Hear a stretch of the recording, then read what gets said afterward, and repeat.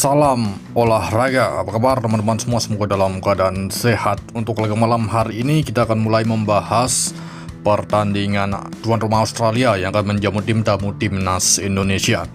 Terlihat dari grup C ya, ini grup C round 3 ya, round ketiga. Ini terlihat Jepang sudah pastikan akan lolos ya, sedangkan Australia, Indonesia, Saudi Arabia, Bahrain dan Tiongkok itu hanya selisih 1 poin saja. Oke, Australia 7 poin, Indonesia sampai Tiongkok 6 poin. Jadi untuk laga ini memang sangat ketat terlihat di grup C ini. Menurut versi saya sendiri di laga ini kemungkinan laga Australia menghadapi Indonesia bisa berakhir dengan skor imbang, atau kemungkinan kedua Australia meraih kemenangan tetapi dengan selisih 1 gol ya. Itu menurut versi saya sendiri. Tetapi untuk laga ini cenderung Indonesia nampaknya akan imbang menghadapi tuan rumah Australia. Oke, next selanjutnya di laga yang kedua kita membahas pertandingan timnas Jepang menghadapi timnas Bahrain ya. Di laga ini Jepang menjadi tuan rumah, masih di grup C ya, round ketiga. Jepang ini seperti yang saya jelaskan tadi, Bahrain berada di peringkat 5 poin yang sama, hanya perbedaan dalam jumlah kebobolan dan mencetak gol ya dengan Indonesia dan Saudi Arabia dan Tiongkok. Jadi untuk laga ini menurut pengalaman versi saya sendiri, Jepang nampaknya memang akan mampu meraih kemenangan dan memastikan lolos langsung ke Piala Dunia. Di laga lainnya dari grup B ya, grup B terlihat di laga ini Korea Selatan yang akan menjamu tim tamu Oman. Untuk laga ini Korea Selatan dengan meraih 14 poin dari 6 laga, sedangkan Oman 6 poin dari 6 laga ya. Jadi untuk laga ini menurut versi saya sendiri kemungkinan besar untuk laga Korea Selatan menghadapi Oman hanya selisih 1 gol saja, ataupun bisa imbang ya. Untuk laga ini mungkin akan banyak kejutan untuk laga Korea Selatan menghadapi tim tamu timnas Oman ya. Laga ini bisa selisih 1 gol ataupun bisa imbang.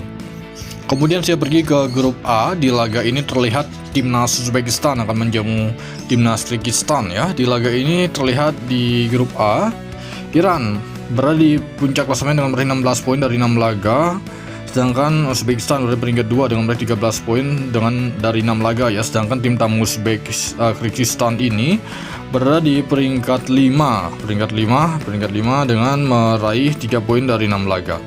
Kemungkinan besar di laga ini tuan rumah Uzbekistan nampaknya akan mampu meraih kemenangan di kandang saat menjamu timnas Kyrgyzstan ya. Oke, next berikutnya kita pergi ke grup B. Di laga ini mempertemukan tuan rumah Irak menghadapi timnas Kuwait ya.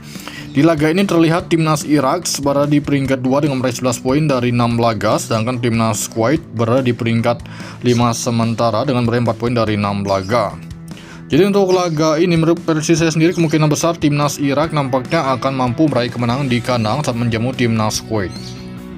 Kemudian saya pergi ke grup A. Di laga ini mempertemukan timnas Qatar yang akan menjamu timnas Korea Utara ya. Jadi untuk laga yang terlihat Qatar berada di peringkat 4 dengan meraih 7 poin dari 6 laga, sedangkan Korea berada di peringkat 6 dengan meraih 2 poin dari 6 laga. Jadi untuk laga ini nampaknya akan terjadi selisih 1 gol saja untuk laga Qatar menghadapi Korea Utara, ataupun laga ini bisa berakhir di skor imbang. Nampaknya Qatar akan sedikit sulit meraih kemenangan di kandang menghadapi timnas Korea Utara. Oke, next berikutnya saya pergi ke UEFA National League. Di laga ini mempertemukan timnas Belanda menghadapi timnas Spanyol ya. Ini Belanda selaku tuan rumah. Terlihat di laga ini namanya timnas Belanda diprediksi akan menggunakan formasi 4-2-3-1 seperti ini ya untuk formasi tuan rumah timnas Belanda.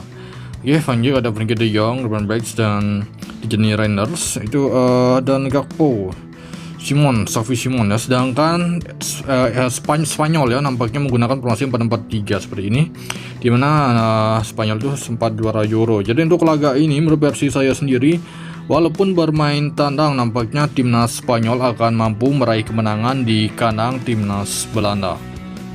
Oke, baik, itu saja mengenai dari laga malam hari ini. Terima kasih, salam olahraga.